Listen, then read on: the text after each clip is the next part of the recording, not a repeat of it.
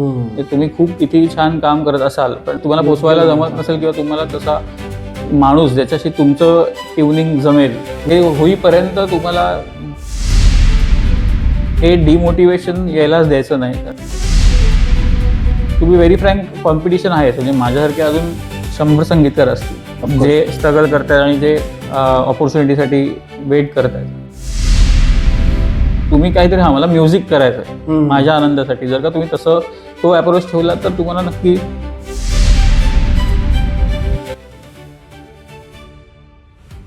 नमस्कार मित्रांनो, musical lyrical मॅजिकलमध्ये आज मी तुम्हाला ओळख करून देणार आहे माझ्या IT मधल्या संगीतकार मित्राची, ज्याचं नाव आहे अमेय मुळे. सिरियस बॅकग्राऊंड म्युझिक असू देत किंवा मग वेगवेगळ्या प्रकारची सिंगल्स जी यूट्यूबवरती प्रसिद्ध होतात किंवा जिंगल्स जी तुम्हाला पटकन कॅच करता येतात, या सगळ्याच क्षेत्रांमध्ये अमेय मुळेचा हात आहे आणि हा उत्तम कलाकार आहे. अमेय मुळे हा वेगवेगळ्या संगीत कंपन्या जसं पॅनोरामा, टी सिरीज या सगळ्यांसाठीच खूप सुंदर सुंदर गाणी बनवतो. आज त्याचा म्युझिकचा प्रवास आपण जाणून घेणार आहोत आणि IT आणि म्युझिक तो कसा बॅलन्स करतो हा प्रवास सुद्धा समजून घेणार आहोत. स्वागत करूया अमेय मुळे याचं.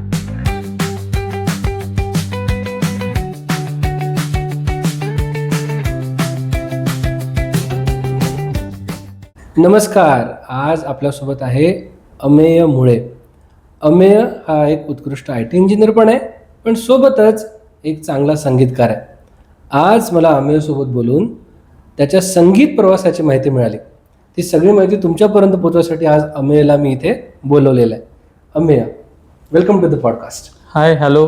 तू आज मला इथे बोलवलंस, मला खूप आनंद झाला आणि त्या निमित्ताने मला रसिका प्रेक्षकांपर्यंत पोचता येणार आहे या पॉडकास्टच्या निमित्ताने. ही खूप चांगली गोष्ट आहे, तर त्यासाठी परत फार फार धन्यवाद आणि खूप मोठे आभार. अमेय, पण तुझा संगीत प्रवास मला खरंच जाणून घ्यायचा आहे की कुठून सुरू झालं, कुठून तुला असं वाटलं की तुला कंपोज करता येतं, हे कंपोजिशन लोकांपर्यंत आले पाहिजे, हे लोकांना आवडतंय, याची सुरुवात खरं कुठून झाली? सुरुवात खरं तर फार उशिरा झाली. आधी आली असती खूप म्हणजे तर खूप फार बरं झालं असतं. पण इट्स लाईक जे झालं तर योग्य वेळी योग्य गोष्टी होतातच. त्यामुळे मी कॉलेज म्हणजे BCom ग्रॅज्युएशन झाल्यानंतर जॉब सुरू झाल्यानंतर मला असं एकदम काय माहिती, मी काही कविता वगैरे वाचत बसलो होतो, सगळं असं चालू होतं आणि अचानक असं एक गुणगुणून बघितलं असं काहीतरी, म्हणजे म्युझिकची आवड पहिल्यापासून होतीच. घरी सगळे, म्हणजे माझ्या घरी आजोबांपासून ते पप्पांपर्यंत वगैरे सगळं म्हणजे म्युझिक केली सगळं वातावरण आहे सगळं. म्हणजे अगदी आमच्या घरी म्हणजे किशोरीताई आमोणकर वगैरे यांच्या सगळ्या कार्यक्रम मैफिली वगैरे झालेल्या आहेत, क्लासिकल मैफिली वगैरे. तर त्या हिशोबाने गाणं सतत कानावर पडत आलेलं आहे, ऐकणं खूप झालेलं आहे गाणं.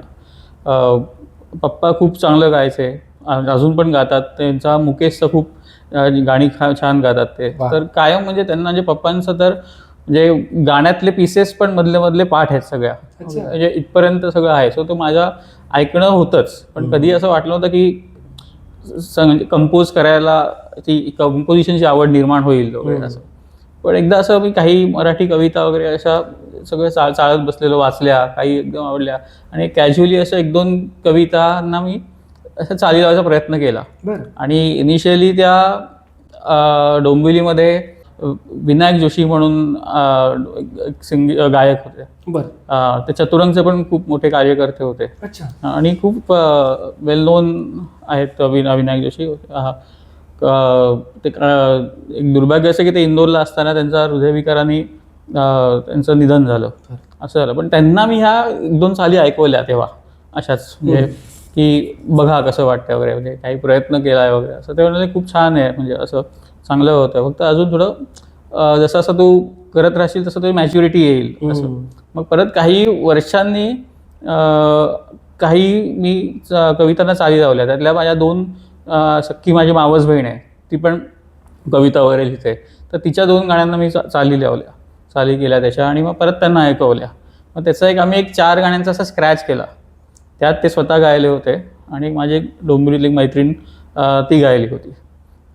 असं सगळं झालं आणि मग ते होत गेलं आणि असं कळलं की होऊ शकतं आपल्याकडून वगैरे. तर मग आम्ही त्याचा मग ते 4 स्क्रॅच केला. मग नंतर त्याच्यानंतर 1 वर्षांनी अजून माझे मित्र आहेत ठाण्यातले, ते खूप प्रसिद्ध संगीतकार आहेत, संयोजक आहेत, विनय राजवाडे नावाचे.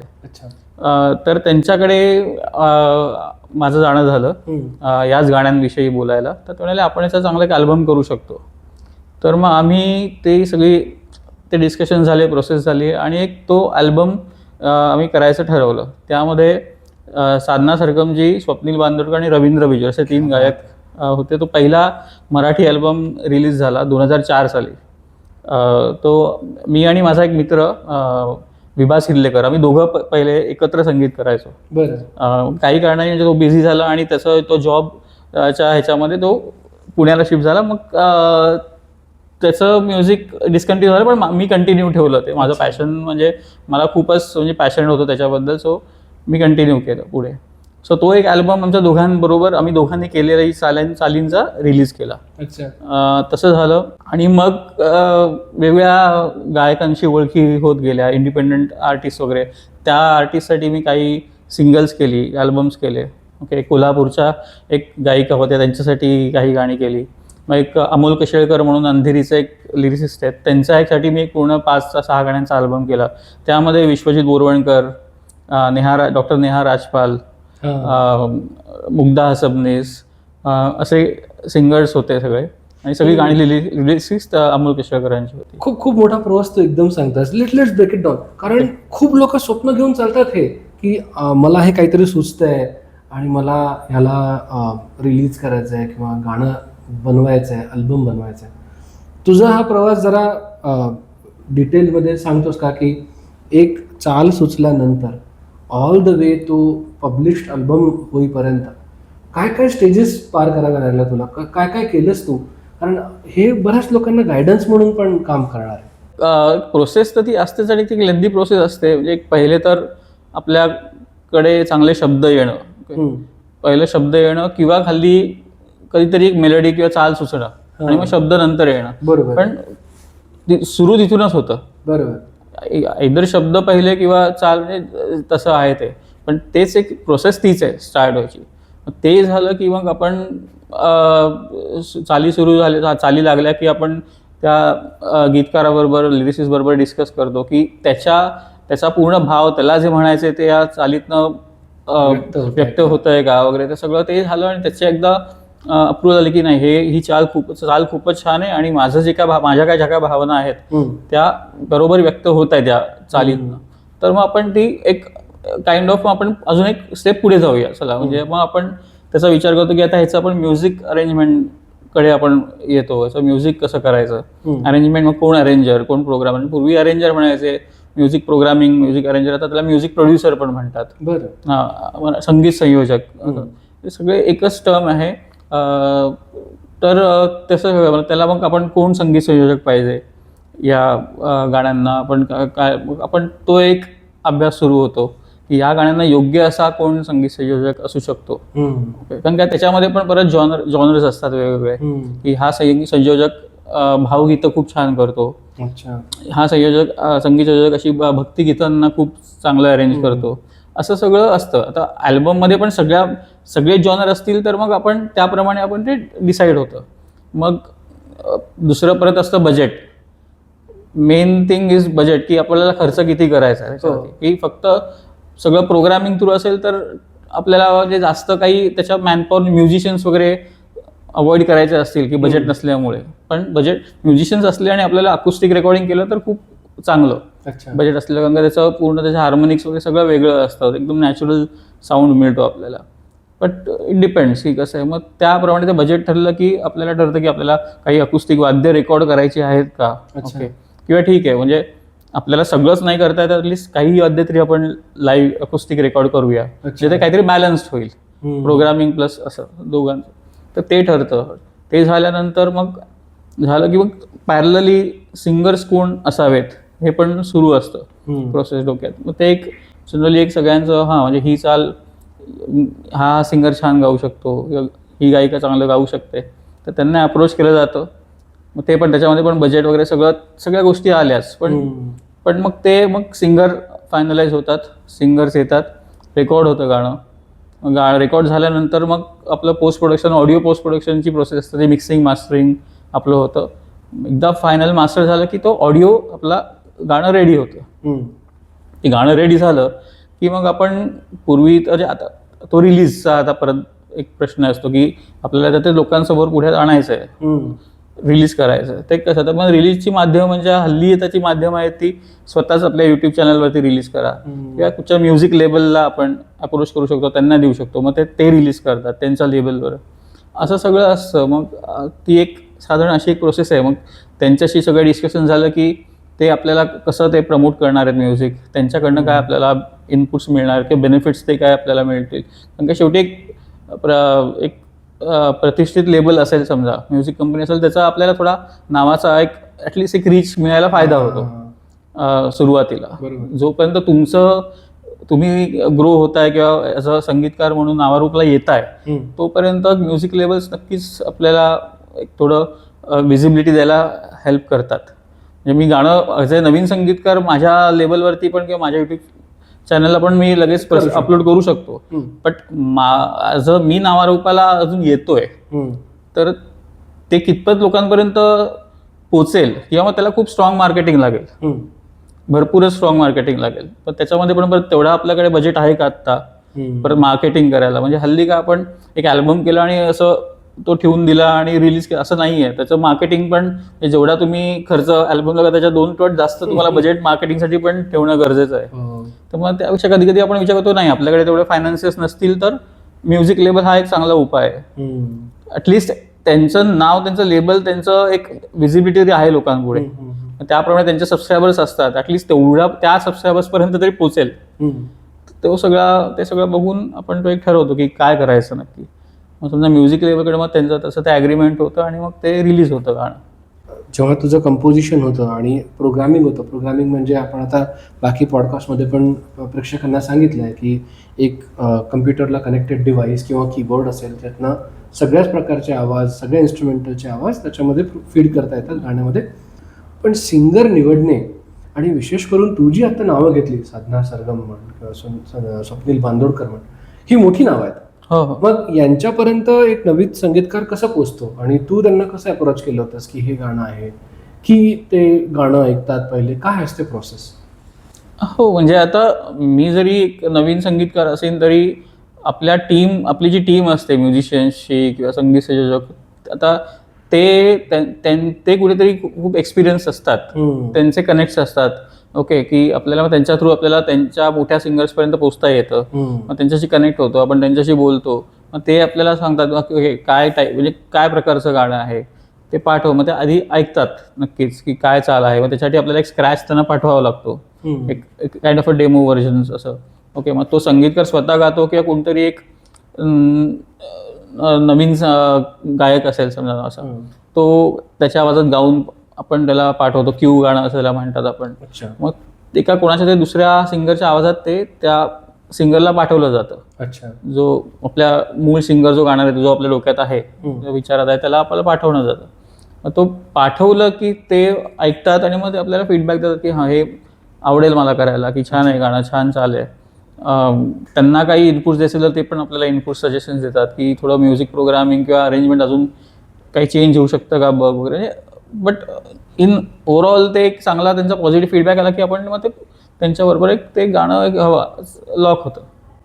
आता तू इतक्या छान गायकांची नावं घेतलीस, त्यातले काही अनुभव सांग ना जे तुला इंटरेस्टिंग वाटतात, की म्हणजे जसं साधना सरगम म्हणतोय, मला वाटतं तू नीती मोहन सोबत सुद्धा छान काम केलंस. मला असं सिंगर सोबत जेव्हा तू काम करतोस, ती नावं आज इंडस्ट्रीमध्ये सेटल आहे, तर त्यांच्यासोबत काम करताना तुला काय वाटतं, तिथून काय शिकण्यासारखं असतं किंवा काय वेगळं वाटतं? तर नीती मोहन बरोबर जे प्रोजेक्ट झालं होतं ते किंगफिशर बॅकस्टेज नावाचा एक कार्यक्रम होता. अच्छा, ओके. म्हणजे कोक स्टुडिओ MTV अनप्लग कसा कॉन्सेप्ट आहे, तसा किंगफिशर बॅकस्टेज नावाचा एक कॉन्सेप्ट होता. त्याचे काही एक जवळजवळ 3 ते 4 सीझन्स असायचे त्याचे. त्या एका सीझनमध्येच एक 13 ते 15 गाणी वगैरे, अशी 15 गाणी रिलीज व्हायची. मग त्यांचा कॉन्सेप्टच असं होतं की ते वेगवेगळ्या सिंगर्सना, नवीन सिंगर्सना, नवीन कंपोजर्सना त्यांचं ते स्टेज होतं, म्हणजे प्लॅटफॉर्म द्यायचा. असं तो कॉन्सेप्ट होता. आता एक सीझन असा आला की त्याच्यामध्ये त्यांनी ठरवलं की कंपोजर नवीन पण सिंगर एस्टॅब्लिश्ड आणि सेलिब्रिटी सिंगर. अच्छा. असा एक तो सीझन होता. बरं. मग त्यासाठी किंगफिशर बॅकस्टेजमध्ये एक त्यांचं बोर्ड ऑफ डिरेक्टर्समध्ये आणि त्यांच्या क्रिएटिव्ह टीममध्ये जे एक जण होते त्यांनी मला फोन केला की असं असं आहे तर तू ला आवडेल का. म्हटलं हो. आणि त्यांना त्यांचा प्रोफाईल म्हणजे माझा प्रोफाईल मी त्यांना आधी पाठवला होता एका म्युच्युअल फ्रेंड थ्रू. अच्छा. त्यांनी केलं अप्रोच, अशी ऑपॉर्च्युनिटी आहे. तर त्यांनी मला सांगितलं की तू एक कंपोज कर गाणं स्क्रॅच. आणि त्यांना बॉलिवूड असं नको होतं, त्यांना एक थोडं फ्युजन काइंड ऑफ असं हवं होतं. Because it was like it is a non film song right. म्हणजे तसा कॉन्सेप्ट होता. तर मग मी माझ्या एका प्रोग्रामरबरोबर बसून लिरिक्स असं आम्ही ते स्क्रॅच रेडी केला आणि तो त्यांना पाठवला किंगफिशरच्या टीमला. तर लगेच त्यांना आवडलं ते गाणं. त्यांनी मला सांगितलं की हे इधर मोनाली ठाकूर किंवा नीती मोहन असं अच्छा गातील कोणतरी. तर आपण दोघांनाही पाठवतोय, बघूया काय फीडबॅक येतो. मोनाली ठाकूर तेव्हा नव्हत्या, म्हणजे she was out of India अच्छा टुरिंगला. आणि मग ते नीती मोहनकडे गेलं. Neeti Mohan like it very much. म्हणजे नीती मोहननी मला संध्याकाळी फोन केला स्वतःहून. क्या बात आहे. तिच्या PR थ्रू आणि मॅनेजर थ्रू फोन आला की Neeti ma'am wants to speak to you. आणि मग त्यांनी मला फोन केला आणि म्हटलं की अरे अशी गाणी आम्ही नाही करायची तर मग अजून कोणी करायची. म्हणजे असं म्हणून मग ते झालं आणि ते रेकॉर्ड झालं गाणं. अच्छा. स्टुडिओमध्ये ते शूट पण नीती मोहनवरच झालं. बरं. हां, म्हणजे तो किंगफिशर बॅकस्टेज असाच एक होता ना, म्हणजे की सिंगरवरतीच त्यांनी शूट केला आहे तो. अच्छा. त्यातून ते रिलीज होईल, रिलीज व्हायचं आहे. अच्छा, रिलीज व्हायचं आहे. येस. आणि साधना सरगमचं तू नाव घेतलंस साधना सरगम म्हणजे माझा पहिला अगदी 2004 मध्ये आम्ही म्हणजे विनय राजवाडेचे आमचे संगीत संयोजक होते. त्यांनी सजेस्ट केलं की आपण साधना सरगम विचारू शकतो. बरं. मग त्यांच्याकडे कॉन्टॅक्ट होता. आम्ही त्यांना खूप लगेच त्यांना ती गाणी आवडली आणि त्यांचं रेकॉर्डिंग आम्ही मुंबईला बझिंग स्टुडिओमध्ये केलं. अच्छा. 3 गाणी गायल्या होत्या. अच्छा. तो अनुभव कसा होता. खूपच छान. म्हणजे माझ्यासाठी पहिला सेलिब्रिटी सिंगर असं होतं, म्हणजे स्वप्नील साधना सरगमजी असं. पण खूपच छान होतं. म्हणजे व्हेरी मच, म्हणजे एकदम डाऊन टू अर्थ आणि असं सांभाळून घेतलं त्यांनी मला खूप. क्या बात आहे. तू जेव्हा संगीत खरं तर चाल म्हणजे मला या गोष्टीचं नेहमी कुतूहल असतं की चाल जेव्हा सुचते किंवा तू सुचवतोस तेव्हा तुझी प्रोसेस काय असते की त्याला तू काही फॉलो करतोस की शब्दांना फॉलो करतोस, इमोशन्सला फॉलो करतोस की अचानक बाथरूममध्ये चाल सुचते. काय प्रोसेस काय असते. नाही असं काही असं प्रोसेस, अशी काही फिक्स प्रोसेस नाही आहे. ती कुठेही क्रिएटिव्ह थिंग आहे. म्हणजे मी उद्या ट्रॅव्हल करतोय तेव्हा पण सुचू शकते. कंपोजिशन सुचायला अशी काही फिक्स प्रोसेस अशी नाही आहे किंवा ते कुठे शिकवलं पण जात नाही. ते आपोआपच जे सगळं ते गॉड गिफ्ट सारखंच आहे. तर कुठेही सुचू शकतं. म्हणजे अगदी घरी आपण काही काम करतो तेव्हा सुचू शकतं, इव्हन ऑफिसमध्ये पण सुचू शकतं. कुठची इम्पॉर्टंट मीटिंग सुरू असतं त्यामध्ये पण सुचतं. असं झालेलं आहे की सुचलं आणि नंतर एक मीटिंग होईपर्यंत ते लक्षात पण नाही काय सुचलं, पण ते खूप छान सुचलेलं होतं पण आता लक्षात नाही. तेव्हा ते पटकन रेकॉर्ड करून पण ठेवता येत नाही. आपण कुठेतरी इन बिटवीन मीटिंगमध्ये असतो. पण ते क्रिएटिव्हिटी तीच आहे की मीटिंग पण खूप इम्पॉर्टंट चालू आहे, आपण त्यामध्ये पण लक्ष आहे आणि कुठेतरी बॅक ऑफ द माइंड हे काहीतरी सुचलंय पटकन. तर असं होतं. किंवा कुठे ट्रॅव्हल करतोय, हां, पण मीटिंगमध्ये नसेल तर ॲटलीस्ट जे काय सुचतं आपण गुणगुणून मोबाईलमध्ये लगेच रेकॉर्ड करून ठेवू शकतो की ह्याच्यावर आपल्याला पुढे काम करता येईल असं. आणि मग शब्द असले कोणी दिले, माझ्याकडे शब्द असले ऑलरेडी, तर ते शब्द म्हणजे असतातच. पण त्याच्यामध्ये ट्रॅव्हलमध्ये आपण शब्द बघता बघता किंवा वाचता काही सुचतंय का शब्दांवरती, तसं होतं. किंवा कधीतरी पटकन चाल सुचते, ते जसं मी म्हटलं तसं मोबाईलमध्ये फक्त मेलोडी रेकॉर्ड करून ठेवून द्यायची आणि मग ती लिरिसिस्टला किंवा गीतकाराला पाठवायची की असं असं सुचलंय की असं.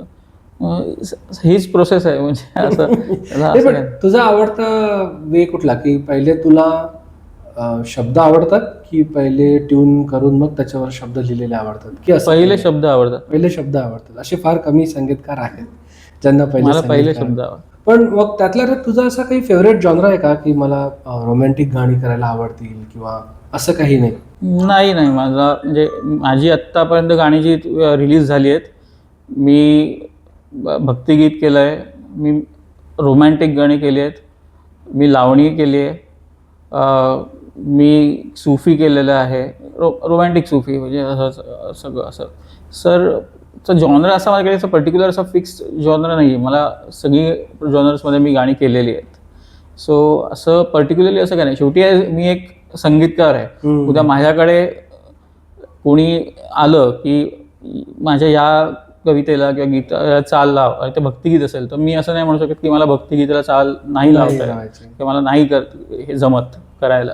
म्हणजे संगीतकार आहे तर मला सगळं करता आलं पाहिजे ॲज अ कंपोजर. जर का माझा ॲम्बिशन असेल की उद्या मला फिल्म्स करायच्या आहेत, फिल्म्समध्ये तर वेगवेगळ्या सिच्युएशन्स येतात. एकाच फिल्ममध्ये भक्तिगीत असू शकतं, लावणी असू शकते, एखादं ग्रुवी पेपी क्लब सॉन्ग पण असू शकतं, एक काही असू शकतं. तर सगळं करता आलं पाहिजे. म्हणजे एक क्लब मी एक पेपी ग्रुवी पार्टी नावाचं पण गाणं केलेलं आहे. म्हणजे अशी सगळे जॉनर्स सुरू आहेत माझे आणि सगळे जॉनर्समध्ये मी गाणी करून पण ॲज अ बँक करून ठेवतो आणि मग ती पाठवतो डिरेक्टर्सना, प्रोड्युसर्सना, लेबल्सना की कुठे काही तुम्हाला फिट होत आहे, तुमच्या सिच्युएशन्सला कुठे काही जात आहे, तुमच्या प्रोजेक्ट्समध्ये कुठे जर का रिलेट होत असेल तर तुम्ही नक्की विचार करू शकता. असं सगळं सुरू आहे प्रोसेस. खूप छान. म्हणजे आता हा जो मुद्दा आहे ना, मला इथेच खरं बोलायचं आहे.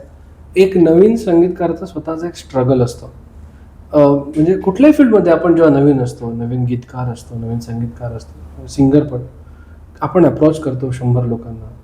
या स्ट्रगलमध्ये काही वेगळेपण आलाय का? की कारण एक काळ होता ज्या वेळेस संगीतकार प्रोड्युसर्सच्या दारात जायचे, त्यांना दाखवायचे, ऐकवायचे. आता आपल्याकडे फेसबुक आहे, अजून व्हॉट्सॲप आहे, अजून काही आहे. पण आता अजून बरंच काही काही नवीन प्रकार येत आहेत. या स्ट्रगलमध्ये कुठे चॅलेंज आलाय अमेय? कुठे काय काय फेस करतोयस तो सध्या? चॅलेंज असतो नेटवर्किंग. ओके, तुम्ही त्या राईट नेटवर्कमध्ये right to be at the right place at the right time, right people, ते सगळं तो आहे सगळं. त्याच्यावर खूप डिपेंड आहे. तुम्ही खूप किती छान काम करत असाल पण ते पोचतच ना, तुम्हाला पोचवायला जमत नसेल किंवा तुम्हाला तसा माणूस ज्याच्याशी तुमचं ट्युनिंग जमेल, ओके, ते तसं म्हणजे ते होईपर्यंत तुम्हाला ब्रेक मिळणं कठीण आहे आज. म्हणून तर बरेच जण हल्ली इंडिपेंडंट म्युझिक आता परत खूप नावारूपाला यावं लागलं आहे. इंडिपेंडंट आर्टिस्ट, इंडिपेंडंट म्युझिक लागतं. स्पॉटिफायवरती खूप इंडिपेंडंट आर्टिस्ट आहेत. असं पण सुरू आहे. पण आहे म्हणजे तुम्हाला जर का फिल्म्सना वगैरे द्यायचं असेल, असं तुमचा ते एक आवड असेल, ऑब्जेक्टिव्ह असेल, तर तुम्हाला खूप स्ट्रगल तर बराच आहे. कारण का तुम्हाला कायम सतत लोकांपुढे जाणं गरजेचं आहे, भेटणं गरजेचं आहे. आणि भेटणं तर आहे, म्हणजे मी 10 लोकांना भेटलो तर त्यातली मे बी उद्या 2 जण काहीतरी पॉझिटिव्ह रिस्पॉन्स देतील किंवा असं दाखवतील की काहीतरी वाटतंय, पण ते पण काय होईल पुढे असं काही नक्की नसतं. बट आपल्याला भेटत राहावं लागतं. म्हणजे आपल्याला ते होप्स ठेवून पुढे काय, ते होप्स नाही ठेवले तर आपण मग स्वतःच डिमोटिवेट होऊ आणि मग आपल्यालाच ते निगेटिव्हिटी येईल आणि मग आपलं क्रिएटिव्हिटी परत ती कुठेतरी एक डाऊनफॉल चालू होतो. म्हणजे क्रिएटिव्हिटी तेवढी मग स्ट्रॉंग राहत नाही आपलं डिमोटिवेशनच नसेल तर. पण नाही, ते डिमोटिवेशन यायलाच द्यायचं नाही. कारण का आपलं पॅशनेट, तुम्ही काहीतरी, हा मला म्युझिक करायचं आहे माझ्या आनंदासाठी, जर का तुम्ही तसं तो अप्रोच ठेवला तर तुम्हाला नक्की तुम्ही पुढे करत राहाल. असं आहे. पण इंडस्ट्री एवढं पॉझिटिव्ह राहू देतं तुम्हाला? इंडस्ट्री राहू देतो ना. इंडस्ट्रीला आपण अजून इंडस्ट्रीला पोहोचलोच नाही तर आपल्याला माहिती नाही पॉझिटिव्ह नाही. ते आपल्यावर आहे की आपण पॉझिटिव्ह राहायचं आहे. म्हणजे तो पॉझिटिव्ह राहणं आपला हा माइंडसेट आहे. अच्छा. तो काही इंडस्ट्री बदलू शकत नाही. माइंडसेट इंडस्ट्री काय करेल फक्त की नाही ऑपॉर्च्युनिटी द्यायची का नाही ते ठरवेल, पण माइंडसेट तर तो आपला आहे ना.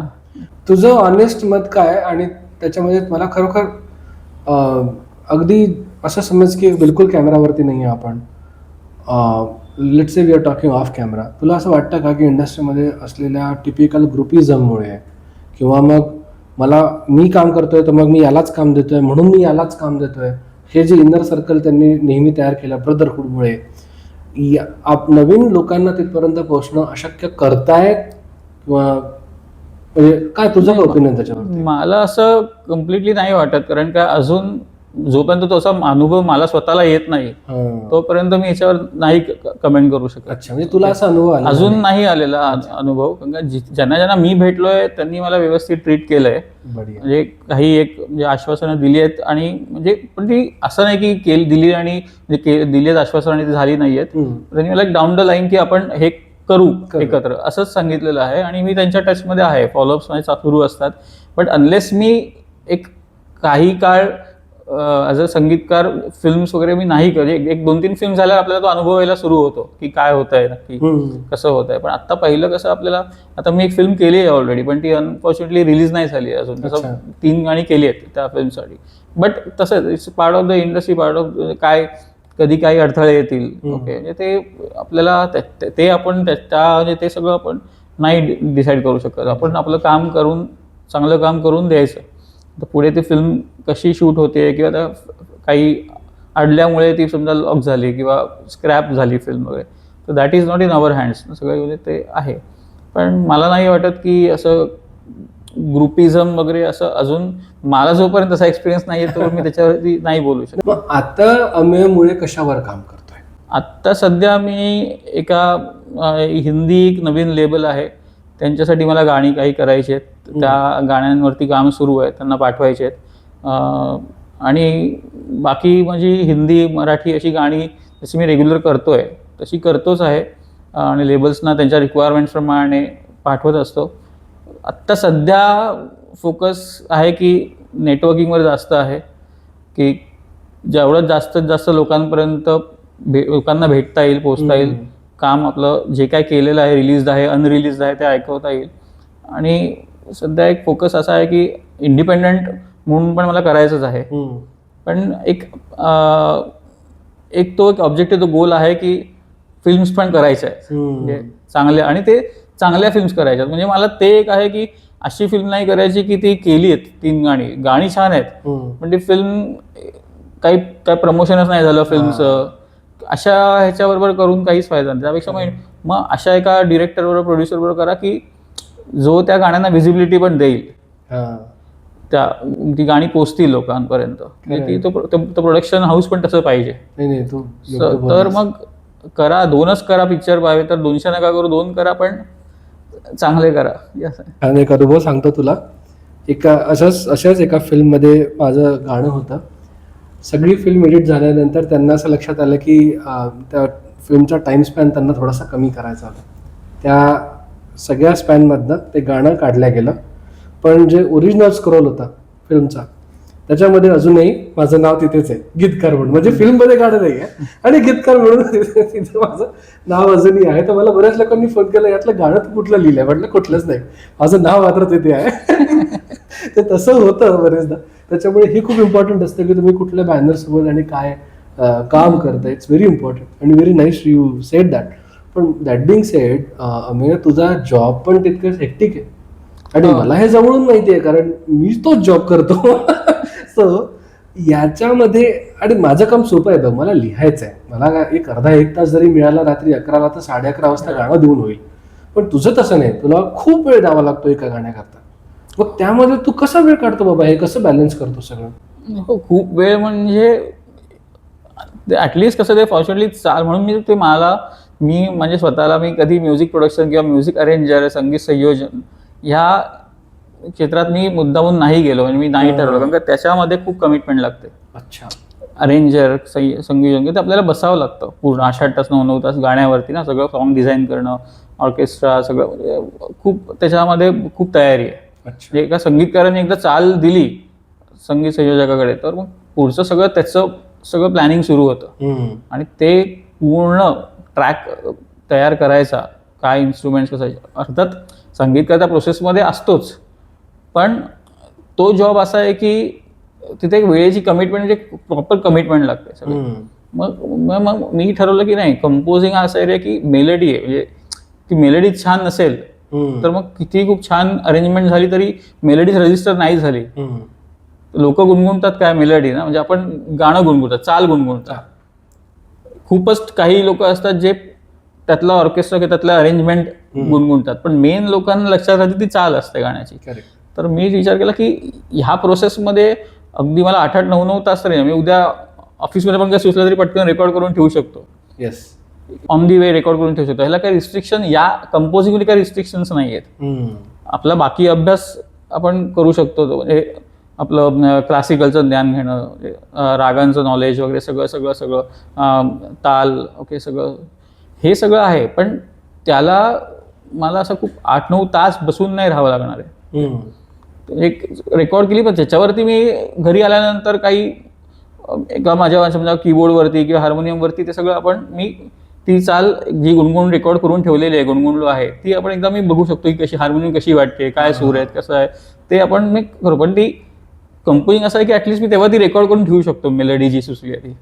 आणि मग ती मेलडीचा तो अंतरा मुकड्या सगळं फायनल झालं की मग ती मी संगीत संयोजकाकडे, अरेंजरकडे पाठवू शकतो की याच्यावर आता तू म्युझिक बनवायला घे.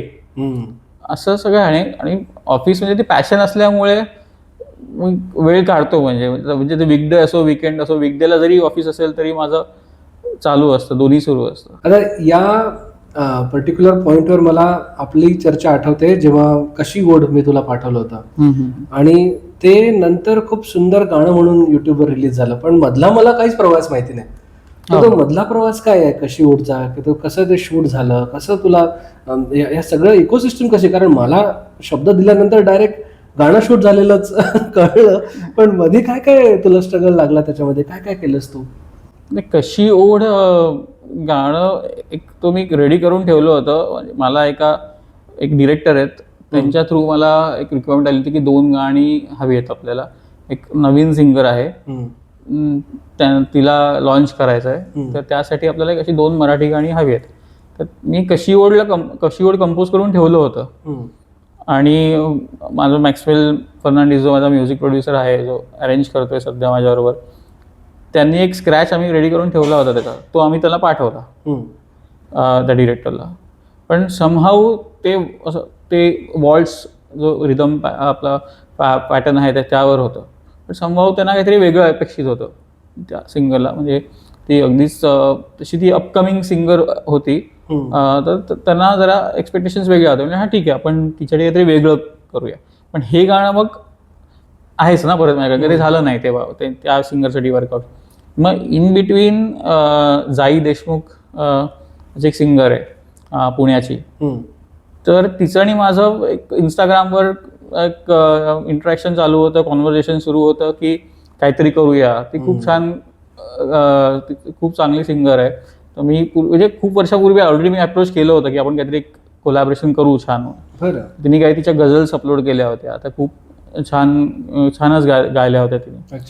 तर मग असं सुरू होतं तेव्हा. मग असं बोलता बोलता म्हटलं एक गाणं आहे कशी ओढ नावाचं, करून रेडी आहे, तर ते तिला पण काहीतरी करायचं होतं ॲज अ सिंगर, एक स्वतःचं सिंगर म्हणून ओरिजिनल सॉन्ग. तर मी ते पाठवलं, तिला ते खूप आवडलं. आणि मग ती प्रोसेस, एक डिस्कशन्स आमचं सुरू झालं की आपण हे करूया. मग आम्ही ते रेकॉर्ड केलं पुण्याला डॉन स्टुडिओमध्ये. व्होकल्स रेकॉर्ड झाले आणि मग त्याचं ठरवलं की मग आपण त्याचा व्हिडिओ करूया. मग व्हिडिओची प्रोसेस सुरू झाली. मग तो व्हिडिओ नाशिकला शूट झाला, सॉरी पुण्यातच शूट झाला तो व्हिडिओ. ती कॉन्सेप्ट अशी होती की तो स्टुडिओमध्ये शूट झालाय काही पार्ट त्याचा डॉनमध्ये. ती कॉन्सेप्ट अशी होती. आणि काही पार्ट पुण्यातली एक शाळा आहे तिथे शूट झाले. आदिश वैद्य त्या व्हिडिओमध्ये आहे. अच्छा. त्याचा मेल लीड. ओके. आणि जाई स्वतः आहे फिमेल लीड. आणि तू लिहिलंयस ते खाली लिंक टाकणारच आहे मी, सगळ्यांना ऐकायचं ते गाणं खाली. असा त्या गाण्याचा प्रवास असा होता. अच्छा. आणि ते गाणं मग पॅनोरामा म्युझिक लेबलवरती रिलीज झालं. आणि ते गाणं खूप सुंदर आहे. आणि मला वाटतं त्याचा काहीतरी एका दिवसामध्ये आपण 30K वगैरे त्याच्या व्ह्यूज आले होते. आणि चांगले 5.5 लाख व्ह्यूज आहेत. 5.5 लाख व्ह्यूज आहेत. येस. म्हणजे मला पहिल्यांदाच खूप ओव्हरवेल्मिंग होतं की अरे वा, हे गाणं इतकं सुंदर, कारण ती कविता होती आणि ती कविता इतक्या सुंदर गाण्यामध्ये कन्वर्ट झाली. अशा खूप लोकांच्या कविता तुझ्याकडे येत असतील ना की कन्वर्ट कर वगैरे. मग आता तुझी ती प्रोसेस काय असते कवितेपासून त्याला काय म्हणतात क्वालिफिकेशन, फिल्टर काय करतोस की सगळ्याच कवितांना चालिता लागत नाही? नाही लागत. पण समजा एक कविता, समजा आता काही समजा 3 अंतरे दिले असतील, मुकडा अंतरा, पण त्यातलं समजा एक अंतराच खूप छान वाटतोय चाललं, तर ते आम्ही लिरिसिस्टवर डिस्कस करतो काही, किंवा 2 अंतऱ्याचं मग ते वेगळं अजून ॲडिशनल लिहितात ते गाण्यासाठी रिलेटेबल वाटावं म्हणून, म्हणजे ते गाण्याच्या फॉर्मॅटमध्ये सूट व्हावं असं. पण असंच ते पण डिस्कशन्स आणि ह्याच्यामधनं ते आम्हाला त्याच प्रोसेसमधून जावं लागतं. शोज बद्दल तुझं काय मत आहे? शोज करणार आहेस, स्टेज शो करणार आहेस, करायचा आहे, केला आहेस, काय वाटतं? शोज करायला पाहिजे? करायला तर पाहिजेच, कारण शोजमधनंच गाणं आपण पोचतो लोकांपर्यंत. पण त्याच्यासाठी आधी आपलं काम बरंच केलेलं असलं पाहिजे. तेव्हा आपण त्या संगीतकाराची स्वतःचीच आधी ॲटलिस्ट एक 30-40 गाणी तरी असली पाहिजेत. अच्छा. रिलीज सॉंग्स आणि फिल्म्सची. कारण काय सिंगल्स शो असा नाही, कारण की सिंगल्स पॉप्युलर होतात, पण ती असं शो करण्याएवढी पॉप्युलर नाही होत. म्हणजे एका संगीतकाराची 30 सिंगल्सचा शो आहे असं नाही आहे. म्हणजे आता जेवढे संगीतकार आहेत त्यांची फिल्म्सचीच गाणी जास्त प्रसिद्ध आहेत.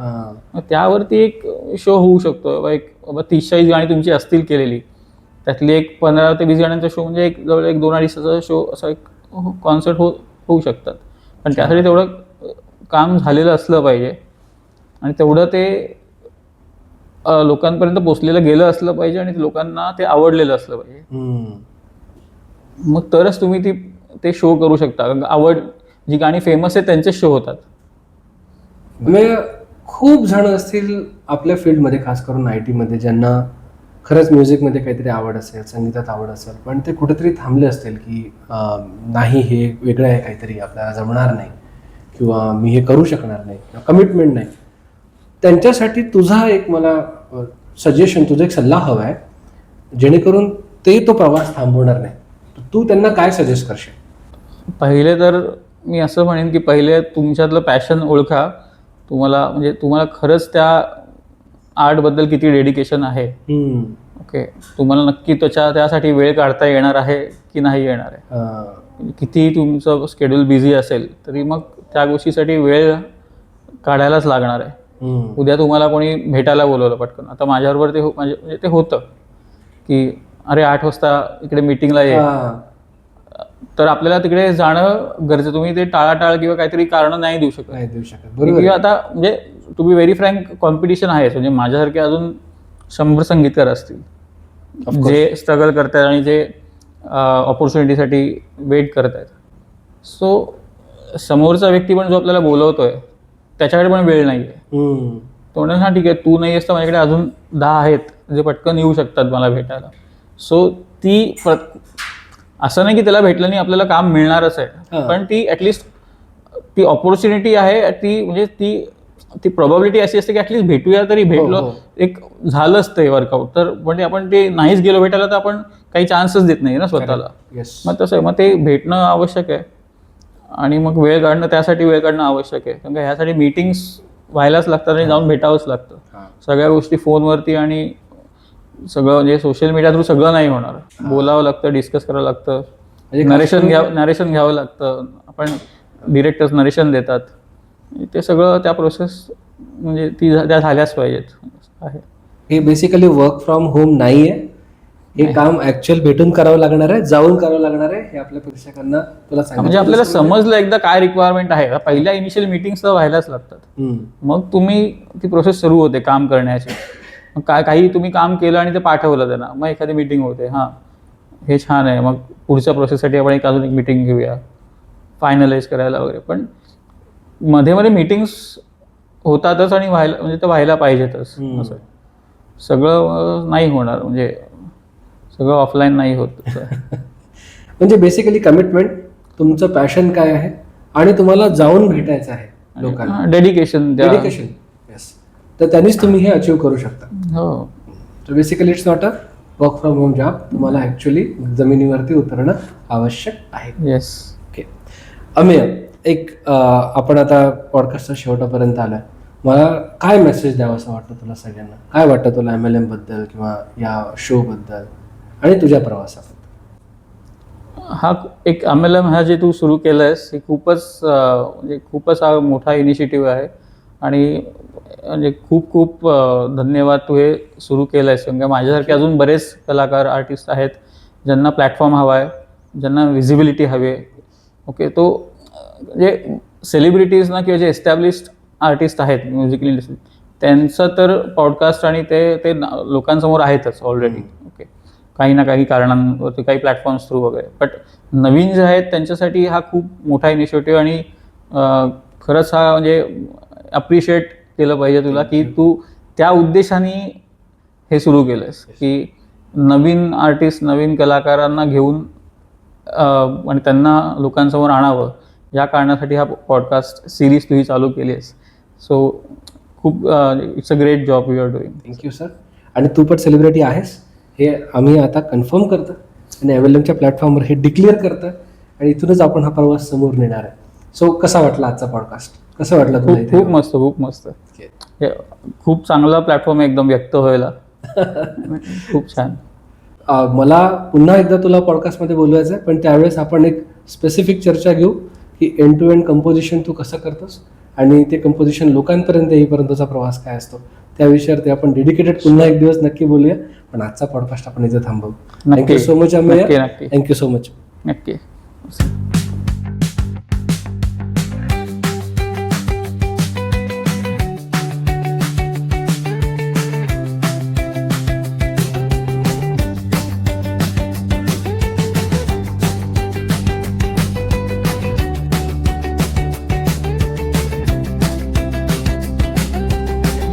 आपल्या कलाकारांना सपोर्ट करण्यासाठी MLM म्हणजेच म्युझिकल लिरिकल अँड मॅजिकलला सबस्क्राईब करा.